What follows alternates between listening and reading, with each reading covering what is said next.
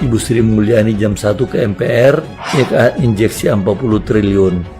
Nggak cukup kayaknya, Pak. Menurut saya 200 triliun berarti. Iya. Nggak malu kita makan gaji buta. Kita satu-satunya lembaga yang membawa-bawa nama rakyat. Tapi yang di Senayan itu lupa. Dia duduk di sana karena rakyat. Karena itu kerja untuk rakyat. Kalau Anda memutuskan, pada saat Anda membuat keputusan, Anda tahu bahwa nanti Anda harus bisa accountable terhadap keputusan tersebut. Saya memberikan pandangan, kalau memang kita nggak punya uang, lebih baik pinjam lagi ke reserve fund, dana cadangan Bank Dunia. Saya cek ke Bank Dunia bisa, saya cek ke Bank Dunia bisa. Kita tidak bisa dong. Bagi saya itu melemparkan tanggung jawab. Yang kita pertaruhkan menjadi anggota DPR itu kan tidak cuma gagasan, tapi ideologi kita pertaruhkan di situ. Apa yang dikatakan Adian itu betul, ya? Jadi sebagai pimpinan yang memanage dari suatu unit, Anda harus lihat pressure apa yang dihadapi oleh sistem dan anak buah kita. Waktu Anda menggunakan resources, Anda harus tahu bahwa resources ini adalah berasal dari uang negara. Maka kita juga harus accountable. Tidak cukup uangnya. Tidak cukup. Itu uang hanya untuk yang diberikan sekarang, hanya untuk digunakan selama 6 bulan saja. Banyak yang mencari mata air yang basah. Itu yang akhirnya jadi pasien KPK. Itu fakta. Ketika ada pihak yang serakah, pasti muncul perlawanan. Ketika ada orang yang tamak, pasti akan ada penolakan. Petinggi MPR marah ke Menteri Keuangan Sri Mulyani lantaran anggaran MPR dipangkas. Dinilai tidak menghargai MPR, pimpinan MPR minta Presiden Joko Widodo pecat Menkyu. Beliau itu anggap enteng pada MPR. Anggap MPR bukan lembaga tinggi negara, dan beliau merasa MPR tidak ada gunanya. Bahwa memang sampai hari ini karya kita tidak kemudian dianggap berarti oleh rakyat, nggak perlu juga kita membela diri lah. Wakil rakyat bukan paduan suara. Tapi mereka tanya kepada saya, bagaimana ini sikap begini? Kalau dicopot aja. Hanya tahu nyanyian ketua umum. Sudah benar pernyataan tadi itu, saya suka. Yang sedang berdiskusi di atas kursi panas, hasil keringat rakyat di balik balutan jas dan dasi yang rapi, dimanja oleh dinginnya ruang rapat. Desakan agar Sri Mulyani mundur dari jabatannya juga diutarakan oleh Wakil Ketua MPR RI Fadel Muhammad. Fadel menyebut Sri Mulyani kerap memotong anggaran MPR. Ya, kita butuhkan 1,4 triliun baru bagus supaya semua bisa jalan dengan baik. Jadi kalau potong anggaran itu masalah menyelamatkan seluruh Republik Indonesia. Tapi kalau harus menyelamatkan Republik Indonesia, semua ikut berkontribusi. Nah, kita harus sama perasaannya. Kalau ada yang berbeda satu saja udah. Suasana adalah harus suasana krisis. 1,2 juga sebenarnya sudah cukup.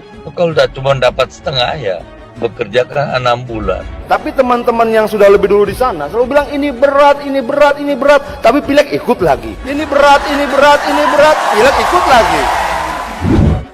Saya kecewa dengan reformasi yang sudah kita lakukan begitu panjang dan upaya-upaya kita untuk menciptakan transparansi. Namun ternyata masih ada oknum yang melihat adanya suatu kesempatan untuk menjadi makelar anggaran. Menteri Keuangan Republik Indonesia Sri Mulyani Indrawati mengungkapkan korupsi adalah penyakit terbesar bagi perekonomian Indonesia. Dia mengatakan apabila ada anak buahnya di Kemenkeu melakukan korupsi maka itu termasuk pengkhianatan. Tentu kita kecewa kalau di antara jajaran kita ada yang masih melakukan tindakan korupsi. Itu pengkhianatan. Itu betul-betul pengkhianatan karena di dalam Kementerian Keuangan kita itu betul-betul terus mengikrarkan kita menjaga dan saling menjaga.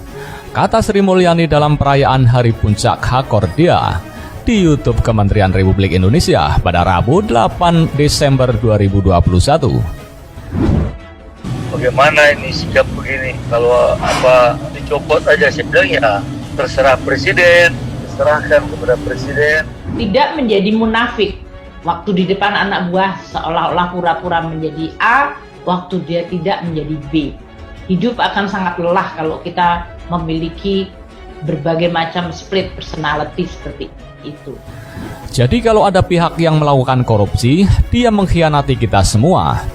Pasti kita marah, pasti kita kecewa. Tapi kita tidak boleh larut dalam itu. Ini mengingatkan kita menciptakan alarm apa yang salah, bagaimana memperbaiki, sambungnya. Oleh sebab itu, pihaknya selalu mengutamakan berbagai sistem mencegah korupsi di lingkungan kerja institusi bendahara negara ini.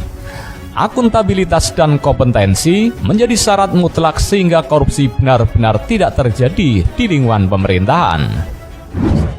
Itu uang hanya untuk yang diberikan sekarang, hanya untuk digunakan selama 6 bulan saja. Tidak cukup uangnya, Bung Fadel? Tidak cukup uangnya? Tidak cukup.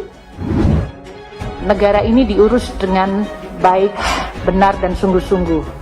Kami menjaga republik ini dengan profesional. Sri Mulyani mengatakan setiap tahunnya mereka selalu melakukan survei anti korupsi.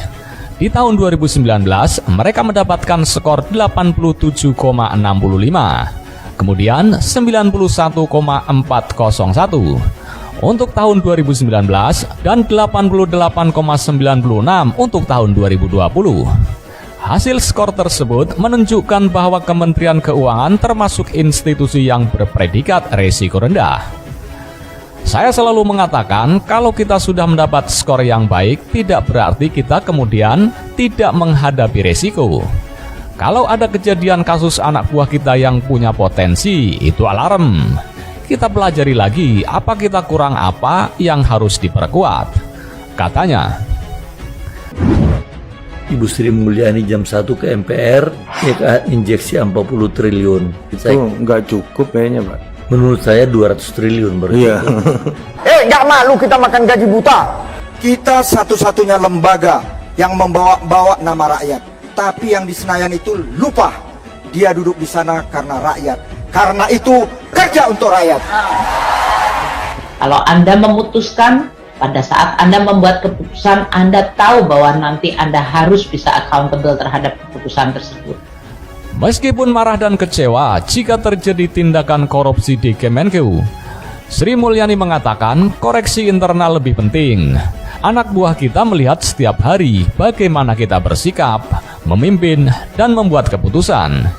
Dari hal-hal kecil saja, apa yang kita makan, bagaimana mereka spend weekend dengan keluarga, pakai tas apa, arlojinya merek apa, itu semua dilihat, katanya. Dalam kesempatan itu juga, Menteri Keuangan membeberkan 6 langkah perbaikan untuk membawa Indonesia maju pada 2045 mendatang. Ia mengatakan bahwa ada 6 hal yang akan dilakukan untuk mendekatkan Indonesia menuju suatu impian. Ada paling tidak 6 hal yang harus kita lakukan untuk mendekatkan Indonesia menuju yang kita cita-citakan, ujar Ani sapaan akrabnya. Saya memberikan pandangan, kalau memang kita nggak punya uang, lebih baik pinjam lagi ke reserve fund dana cadangan Bank Dunia. Saya cek ke Bank Dunia bisa, saya cek ke Bank Dunia bisa. Tidak bisa dong. Bagi saya itu buang, itu melemparkan tanggung jawab. Yang kita pertaruhkan menjadi anggota DPR itu kan tidak cuma gagasan, tapi ideologi kita pertaruhkan di situ. Apa yang dikatakan Adian itu betul, ya? Jika dirinci 6 hal tersebut mencakup peningkatan di semua bidang infrastruktur, kualitas sumber daya manusia atau SDM, teknologi, birokrasi pemerintah, tata ruang wilayah, dan sumber daya ekonomi dan keuangan. Dari segi infrastruktur, kata Ani, Indonesia perlu membangun infrastruktur yang layak mulai dari infrastruktur dasar seperti sanitasi, penyediaan air hingga yang menciptakan konektivitas dan mendukung mobilitas serta produktivitas. Kemudian dari segi SDM, negara harus mampu membangun manusianya dan menjamin agar mereka mendapatkan pendidikan, fasilitas kesehatan, dan perlindungan sosial. Hal itu untuk menciptakan SDM Indonesia yang unggul, produktif, sehat, dan kreatif. Dari sisi teknologi, negara harus mampu menjamin pengadaan inovasi teknologi yang berperan penting untuk menjawab tantangan industri ke depan. Selanjutnya, kata Ani, membangun birokrasi juga diperlukan guna memperbaiki kualitas pelayanan dan efisiensi proses bisnis. Kita juga perlu membangun birokrasi yang bersih, yang kompeten dan melayani, imbuhnya. Selanjutnya, Ani mengatakan, negara juga menjaga tata ruang serta bagaimana mengelola sumber daya ekonomi keuangan secara akuntabel, profesional, dan terpercaya. Oleh sebab itu, sambungnya, Kementerian Keuangan memiliki peran penting karena instansi tersebut bertugas sebagai bendahara negara. Terakhir, negara harus mampu meningkatkan sumber daya ekonomi dan keuangan, anggaran pendapatan dan belanja negara atau APBN. Sehat menjadi kunci kesuksesan target Indonesia menjadi negara maju di 2045 mendatang. Indonesia perlu terus mencapai tujuan-tujuan tersebut. Indikator telah dibuat, apakah itu dalam pertumbuhan ekonomi, tingkat pengangguran, persentase penduduk yang miskin, berbagai capaian yang kita dapatkan sebelum pandemi yang sebagian mengalami setback harus kembali kita pulihkan, kata Ani.